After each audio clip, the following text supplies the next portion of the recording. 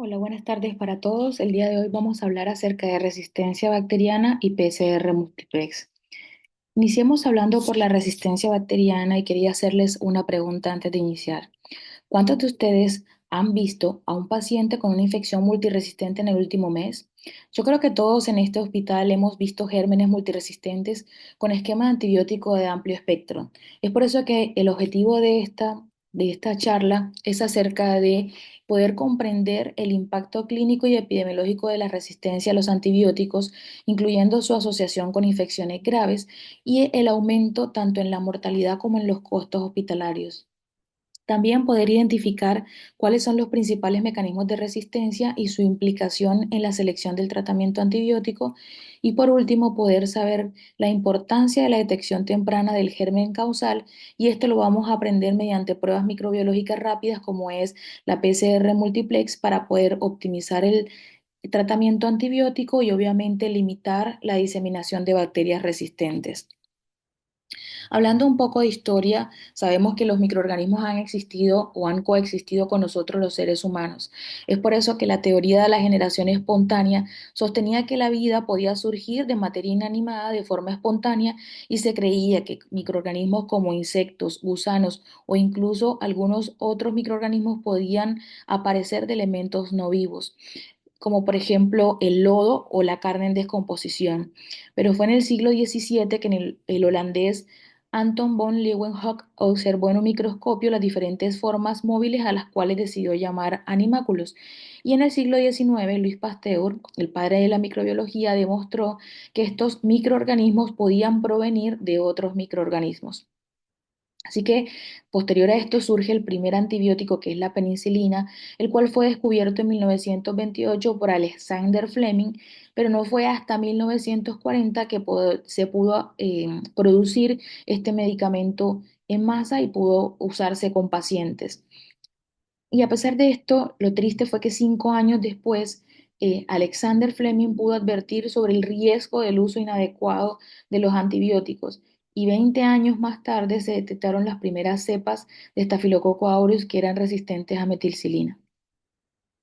Epidemiológicamente hablando, encontramos una publicación en la revista Lancet en el 2019 de uno de los mayores estudios sobre resistencia a antibióticos a nivel mundial. Y en ella se demostraban datos de 204 países en donde se evidenció que 4,95 millones de muertes en todo el mundo eran asociadas a esas bacterias resistentes y que 1,27 millones de muertes eran atribuibles directamente a las bacterias. Se demostró también que 6 bacterias eran las responsables del 73% de las muertes.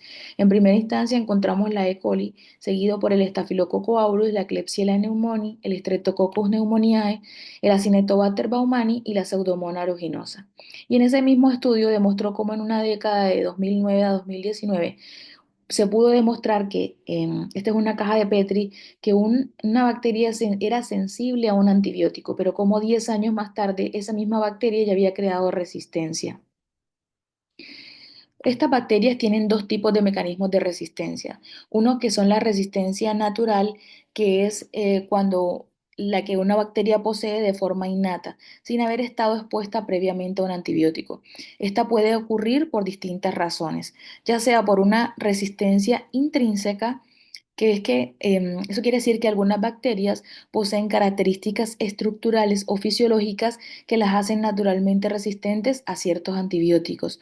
Por ejemplo, la Pseudomonas aeruginosa tiene una membrana externa que le permite que le impide la entrada a ciertos tipos de antibióticos. Es por eso que con la Pseudomonas aeruginosa no podemos usar las sulfanamidas, la ampicilina, las cefalosporinas tanto de primera a segunda generación y las tetraciclinas.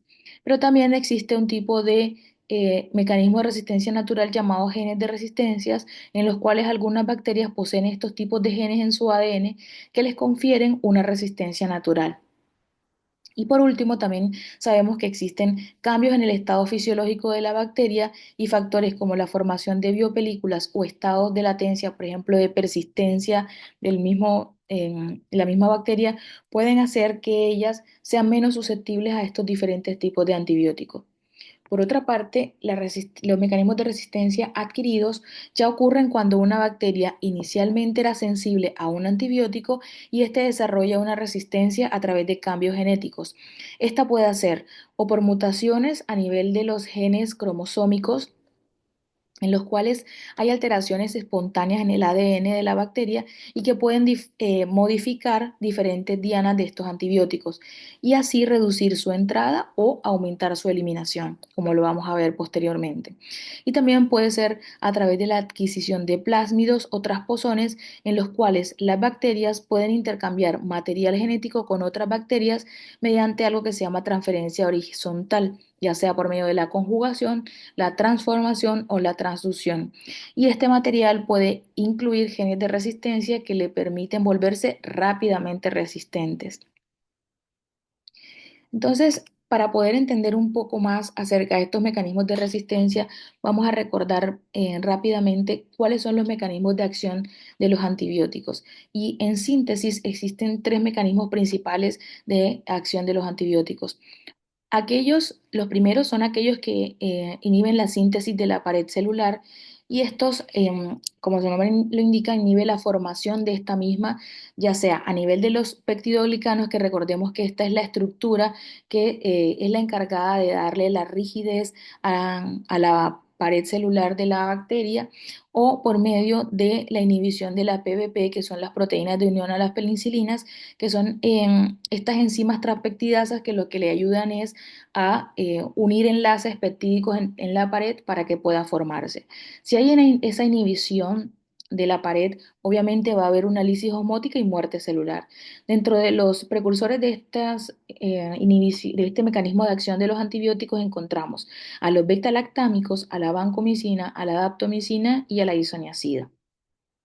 Por otro lado, tenemos aquellos antibióticos que inhiben a la síntesis de proteínas, que se encuentran a nivel de los ribosomas. Dentro de estos tenemos los que inhiben a nivel de las proteínas mayores, como son la subunidad 50S, que lo que hacen básicamente estos antibióticos es bloquear la traducción de las proteínas esenciales, ya sea a nivel de, como lo dije anteriormente, de la inhibiendo la subunidad mayor, que es la 50S, como por ejemplo el cloranfenicol, los macrólidos, la clindamicina o el linezolid, o inhibiendo la subunidad menor, que es la 30S, donde están los aminoglucósidos, las tetraciclinas y la tigeciclina. Existen otro grupo que es el tercer grupo de antibióticos y lo vamos a encontrar en aquellos que inhiben la síntesis de los ácidos nucleicos. En ellas están los que inhiben la replicación del ADN y obviamente al no poderse replicar y no y inhiben la ADN girasa, obviamente la bacteria no va a seguir replicándose y por tanto va a tener una muerte celular. Dentro de ellas están las quinolonas y el metronidazol o aquellos que inhiben la síntesis de la ARN y obviamente no se va a poder dar la traducción y no se va a poder dar la proliferación de la bacteria como lo son la rifampicina. Y por último, los llamados antimetabolitos que lo que hacen es inhibir la síntesis de las purinas y dentro de ellos vamos a encontrar las sulfonamidas, la dapsona y la trimetropin. Ahora bien, de acuerdo a estos sitios de acción de los antibióticos, las bacterias crearon unas estrategias de resistencias frente a estos antibióticos. Por lo tanto, lo que vamos a ver es que existen o qué crearon las bacterias. Uno, crearon unas mutaciones a nivel de los receptores. Recordemos que los antibióticos para poder llegar a la bacteria necesitan unirse a un receptor específico en la bacteria para poder ejercer su efecto. Si la bacteria sufre una mutación a nivel de ese receptor, incluso a nivel de la pared celular, el antibiótico ya no puede fijarse y pierde su efecto. Por lo tanto, no va a poder ni siquiera ingresar. Un ejemplo de estos es la resistencia que hay a la rifampicina por las mutaciones de la ARN polimerasa, por ejemplo. En segunda instancia, vemos cuando hay una mutación a nivel del antibiótico. En algunas bacterias producen ciertas enzimas que son capaces de modificar, ya sea que modifiquen o que destruyan directamente el antibiótico. Esto lo que hace es que lo vuelve inactivo antes de que pueda atacar a la bacteria. Un ejemplo grande de esto, que también lo vamos a hablar más adelante, son las beta-lactamasas que degradan la penicilina y modifican em, degradan a la penicilina y por tanto no permiten ni siquiera que la bacteria logre, que el antibiótico logre ejercer sitio de acción sobre la bacteria. En tercera instancia tenemos la impermeabilidad de la bacteria y en este caso es que las bacterias pueden cerrar sus poros o modificar sus membranas impidiendo que el antibiótico entre a la célula. Un ejemplo de esta resistencia es la resistencia que crea la Pseudomonas aeruginosa frente a muchos antibióticos debido a la baja permeabilidad de su membrana externa. Por tanto, ni siquiera, tanto como el primer como el tercer mecanismo, no puede ni siquiera el antibiótico penetrar a la bacteria. Y por último, tenemos la expulsión del antibiótico. En esta, algunas bacterias tienen bombas, lo que llamamos las bombas de flujo, que son que las bacterias logran expulsar activamente a los antibióticos fuera de la célula. Esto evita que el antibiótico alcance concentraciones efectivas dentro de la bacteria. Un ejemplo de esto, como lo vamos a ver también, son las resistencias a las tetraciclinas y fluorquinolonas por las bombas de flujo. Ahora bien, resumiendo esto, les voy a mostrar el siguiente esquema en donde vamos a ver los sitios de acción de los antibióticos y cómo el mecanismo de resistencia que que la bacteria, perdón, crea frente a este antibiótico. En primera instancia, recordemos estos que inhiben la síntesis de la pared celular en donde están los beta-lactámicos. Como mecanismo de resistencia está la permeabilidad reducida, ya sea por alteración de las porinas, como lo tenemos con los carbapenémicos, o por medio de inactivación enzimática, que son las famosas beta-lactamasas, o alteración de las PBPs, como lo son los carbapenémicos. Y por otro lado, tenemos aquellos que inhiben la síntesis de proteínas, como están los aminoglucósidos, las tetraciclinas o los macrólidos, y el mecanismo de resistencia que crean son por medio de la bomba de flujo, como lo mencioné anteriormente, que es la resistencia a las tetraciclinas y fluoroquinolonas por estas bombas de flujo. Por último, tenemos aquellos que inhiben la síntesis de ADN o la síntesis de la ARN y el mecanismo de inhibición de ellas es por medio de la modificación enzimática, como lo es la Mycobacteria tuberculosis, que se hace resistente a la rifampicina. Voy a hablarles principalmente de este mecanismo de resistencia bacteriana porque es uno de los más importantes y es el que más, digamos, usamos o digamos el de más relevancia. Igual si intentáramos hablar de todo sería una clase muy extensa. Este mecanismo se llama el mecanismo de inactivación enzimática y se da por medio de la producción de las beta-lactamasas, en el cual las bacterias producen enzimas capaces de degradar o modificar el antibiótico evitando su efecto. Estas se pueden dividir en dos grandes grupos. Las beta-lactamasas de espectro entendido, que nosotros sabemos que son enzimas que hidrolizan un amplio espectro de antibióticos beta-lactámicos y entre ellos se incluyen las penicilinas, la cefalosporina tanto de primera como de cuarta generación y los monobactámicos como el Astronan. En estas, las enzimas están codificadas por medio de plásmidos, lo cual lo que hacen es que facilitan su diseminación entre una bacteria y otra.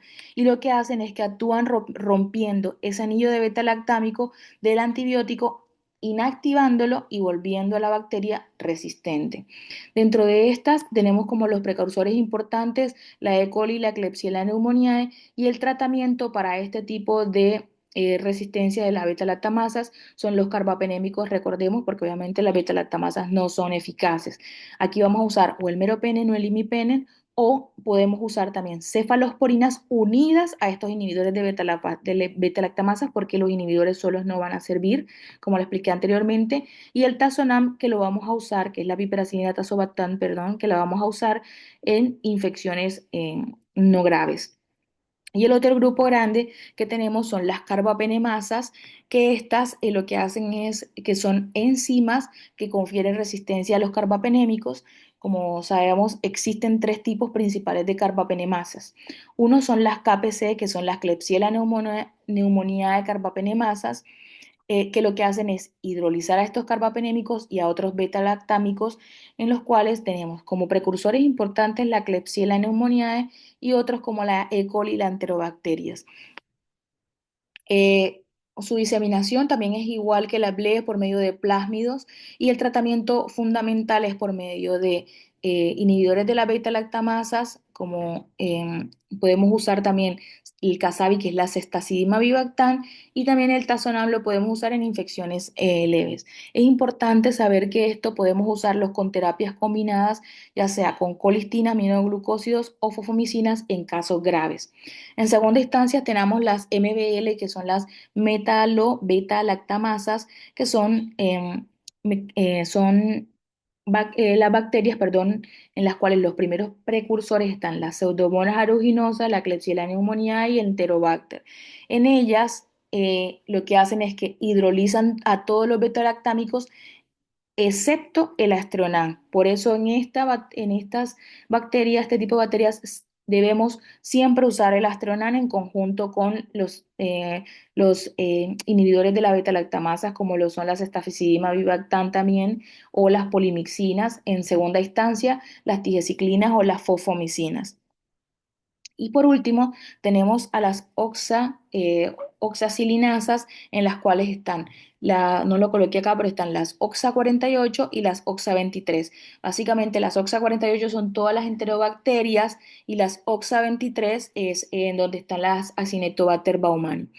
Su mecanismo de acción principalmente es también igual que las anteriores, degradar a estos carbapenémicos, pero con menor eficiencia que las KPC y las MBLs. Frecuentemente es importante tenerlas en cuenta que están siempre presentes en brotes intrahospitalarios, principalmente la Cinetobacter baumannii. Y el tratamiento de estas va a ser la ceftazidima bivactan para las enterobacterias, el sulbactam para la Cinetobacter baumannii, y también podemos usar las polimixinas, las tigeciclinas o las fosfomicinas en casos muy graves. Es fundamental poder discriminar el tipo de carbapenemasas, como se lo mencioné anteriormente, ya que estas tienen diferentes sensibilidades y tratamientos, como por ejemplo el sulbactam para el Acinetobacter. Así que en este cuadrito les muestro rápidamente lo que acabamos de decir. Básicamente la BLE siempre usar carbapenémicos, en las KPC usar ceftazidima bivactan o meropene barbobactan, en las MBL usar siempre astronam en conjunto de Casabi, y en las OXA, si son enterobacterias, Cestavi, y en Acinetobacter siempre sulbactam o polimicinas o tiseciclinas. La OMS pudo determinar, o este recuadro nos muestra una clasificación de bacterias resistentes a antibióticos en tres niveles de prioridad según ellas, en la cual lo que yo quiero mostrarles acá es que todas estas bacterias que mencioné anteriormente pertenecen a la prioridad crítica, que es la prioridad 1, es el nivel más alto de urgencia, y estas bacterias presentan resistencia incluso a antibióticos de última generación, como lo son los carbapenémicos y las cefalosporinas de tercera y cuarta de generación. Sabemos que son bacterias que son causadas que causan infecciones graves y difíciles de tratar. Así que son importantes tenerlas en cuenta porque siempre que se detectan hay que actuar con prioridad. Es por eso que en el hospital y bueno, dentro de todo, cuando sabemos que el paciente es un paciente inmunosuprimido, que es un caso grave de shock séptico, hay que usar estos tratamientos empíricos con el objetivo de poder disminuir poder tratar esta bacteria lo más pronto posible, pero también con el objetivo de poder disminuir la resistencia antimicrobiana por tratarse también de drogas de alto costo en el hospital. Son de uso limitado y tienen que tener autorización por infectología. Cabe resaltar de que la primera dosis nosotros las podemos indicar sin necesidad de llamarlos para pedir autorización, porque obviamente sabemos que la regla de oro de la sepsis es iniciar antibióticos lo más pronto posible.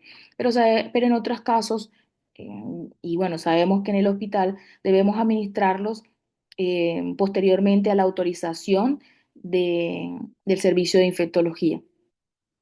Es importante saber que el diseño de los tratamientos empíricos nunca es universal, sino que también deben tenerse en cuenta, uno, la epidemiología local y obviamente saber que no solo es la epidemiología del hospital, perdón, sino del área donde se encuentra internado el paciente.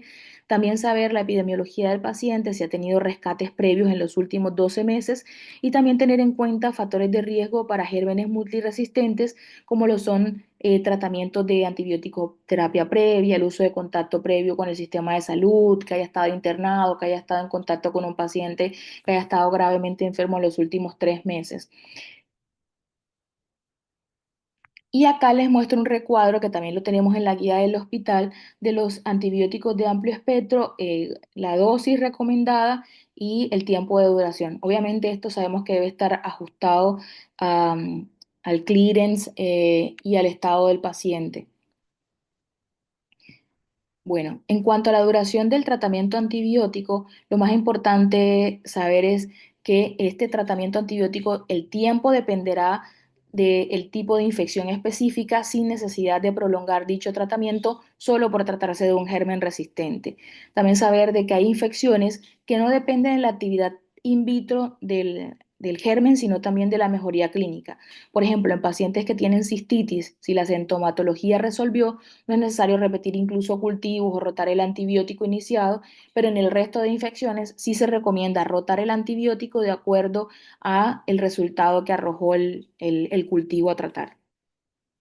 Y por último, hay que hacer, es de buena práctica clínica, si el paciente tiene un foco conocido, drenar ese foco, siempre que sea posible. Incluso, por ejemplo, si el paciente sabemos que el foco es un catéter, retirarlo, dispositivos o prótesis, obviamente tratar de retirarlas, ya que esto disminuye el inóculo bacteriano y disminuye la posibilidad de desarrollo de resistencia y facilita una recuperación más rápida. Ahora bien, para las estrategias para el control, es importante el ABC. Uno, el uso racional de los antibióticos, desescalonando, hacer un desescalonamiento de acuerdo al rescate con duración óptima del tratamiento. Dos, tener medidas de prevención y control de infecciones, sabemos que es con higiene de manos, con aislamiento de contactos. Y tres, con nuevas alternativas terapéuticas. Sabemos que obviamente en todo el tema de la industria vienen antibióticos en desarrollo, terapias combinadas, incluso se viene hablando del tema de los bacteriófagos. El aislamiento también es importante porque existen bacterias que requieren aislamiento en el entorno hospitalario como nosotros. Estas bacterias principalmente son las KPC, la BLE, el estafilococo aureus metilcilino resistente, el Clostridium difficile, principalmente tener higiene de manos y limpieza, la Pseudomonas aeruginosa resistente a fármacos, el Acinetobacter baumannii resistente a fármacos y el EBR. ¿Por qué es importante el aislamiento en estos pacientes? Uno, porque por ejemplo, si es para pacientes que están colonizados o están infectados por KPC, saber que la KPC es altamente transmisible y puede causar infecciones graves. Y al aislar al paciente previene la diseminación con otros pacientes, en especial a pacientes que están en inmunocompromiso.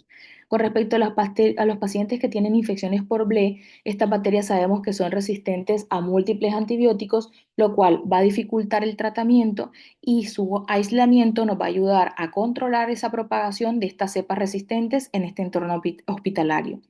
Y tres, el Clostridium difficile, ya que esta va a producir, recordemos que produce unas esporas que son resistentes y que incluso pueden sobrevivir en superficies y equipos por largos periodos. Por eso el aislamiento va a ayudar a prevenir la transmisión y a controlar los brotes de las infecciones nosocomiales. Ahora vamos a este segundo tema que es importante de acuerdo a estas infecciones multiresistentes que tiene que ver con las indicaciones del PCR multiplex. Pero ¿qué es ese PCR multiplex? Es una técnica de diagnóstico rápido que nos va a ayudar a detectar múltiples patógenos, sean bacterias, virus o hongos y gérmenes de resistencia en una sola muestra de sangre u otro fluido biológico. ¿Cuál es el objetivo de esta prueba? Poder mejorar el manejo de pacientes con sospecha de sepsis, optimizar la elección del antibiótico y reducir el tiempo hasta un tiempo de tratamiento adecuado.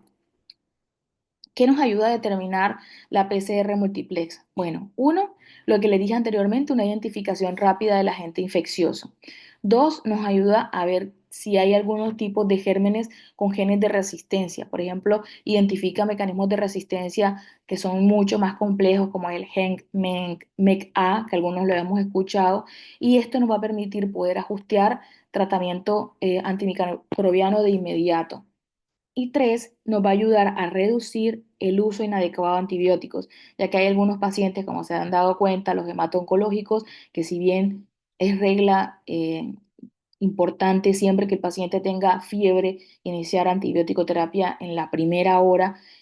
Sabemos que hay pacientes que pueden presentar fiebre de origen tumoral, así que esto nos va a ayudar a evitar el uso innecesario de antibióticos de amplio espectro y a favorecer un tratamiento dirigido.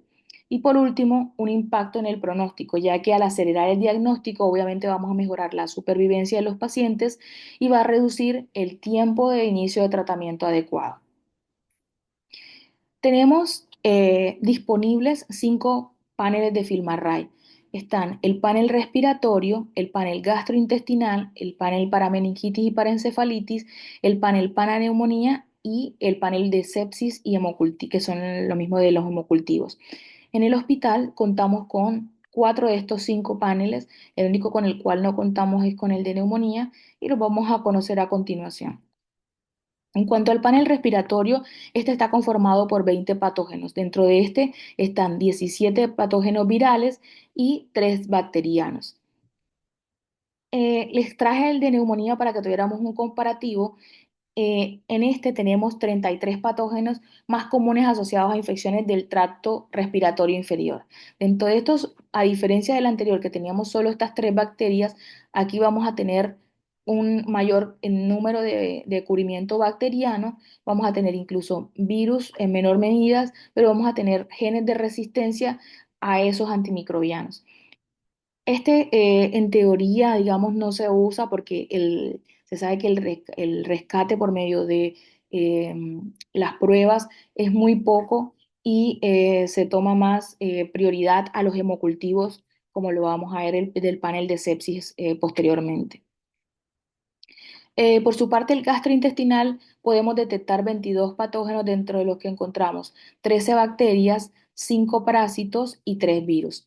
Y es importante, y les traje acá a colación, diferenciarlo entre el panel entérico, que también sabemos que se puede pedir dentro del hospital, que es un panel que es un poco más rápido y se toma una muestra también a nivel de las heces fecales, en el cual nos va a determinar un número menor de patógenos, pero lo vamos a, digamos, es un poco menor en cuanto a costos y lo vamos a poder pedir con mayor facilidad sin necesidad de tener autorización por parte del equipo de infectología. Obviamente, las indicaciones para poder pedir un FilmArray gastrointestinal por encima de un panel entérico va a ser el tipo de paciente, si es un paciente inmunocomprometido, un paciente hemato-oncológico, pues vamos a tener más prioridad sobre un FilmArray. Si tenemos un paciente que tiene fiebre y diarrea, que tenemos dudas y que el paciente no mejora, se puede apoyar por el panel entérico para poder tener descarte de por lo menos los patógenos más prevalentes en la comunidad. El siguiente panel es el de meningitis y encefalitis, en la cual tenemos 14 patógenos, en los cuales vamos a incluir 7 virus, 6 bacterias y una levadura, los cuales están asociados a las principales causas de meningitis y encefalitis adquiridas en la comunidad. Y por último, vamos a ver el panel para sepsis, que son el panel de hemocultivo, que es una prueba que en una hora va a demostrar detectar 43 targets asociados a infecciones a nivel del torrente sanguíneo y los principales genes de resistencia antimicrobiana. Es importante este panel porque este nos va a ayudar a detectar una de las bacterias, como les dije, más importantes a nivel nosocomial, que es la Streptotrophomona mantophilia, y obviamente su aprobación va a depender del equipo de infectología y lo que dije anteriormente, de acuerdo al estado del paciente, el inmunocompromiso que tenga y la inestabilidad clínica del paciente en cuanto a no mejoría con el uso de antibiótico terapia instaurada. Bueno, a manera de conclusiones, es importante saber que el uso racional de los antibióticos es clave para nosotros poder frenar la resistencia bacteriana. La detección rápida del germen y sus mecanismos de resistencia van a ayudarnos a mejorar el pronóstico. Esto lo vamos a hacer ¿con qué? Con las pruebas moleculares que acabamos de ver, como lo son el FilmArray, que nos va a determinar en pocas horas el patógeno y sus genes de resistencia. Y con esto vamos a poder optimizar la terapia antibiótica y reducir el uso empírico de tratamientos inadecuados. También saber de que las combinaciones antibióticas y las nuevas terapias ofrecen mejores opciones. Por ejemplo, el uso de ceftazidime avibactam, masaftronan o meropenem barbobactam, que es un inhibidor de beta-lactamasa que todavía no estamos usando en el hospital, pero que pronto va a llegar, y el cefiderocol, que también prontamente va a llegar al hospital, ha mejorado el manejo de infecciones tanto por MBL como por KPC, lo cual ha proporcionado alternativas frente a la multiresistencia. Y no menos importante, también a manera de conclusión, saber que las medidas de control de infecciones son esenciales para evitar la diseminación. Esto que siempre hacemos en el hospital, que a veces nos costaba entender, ahora pues creería que después de que terminamos esta charla es mucho más fácil entender que el aislamiento de contacto, el higiene de manos estricta y la vigilancia epidemiológica son estrategias indispensables para poder contener la propagación de estas bacterias dentro del área hospitalaria. Y para llevar a la casa como mensaje clave la combinación del uso adecuado de los antibióticos, la detección rápida con pruebas moleculares y las medidas de control epidemiológico es la mejor estrategia para poder combatir la resistencia a antibióticos. Esta es la bibliografía tomada para la siguiente charla. Muchas gracias.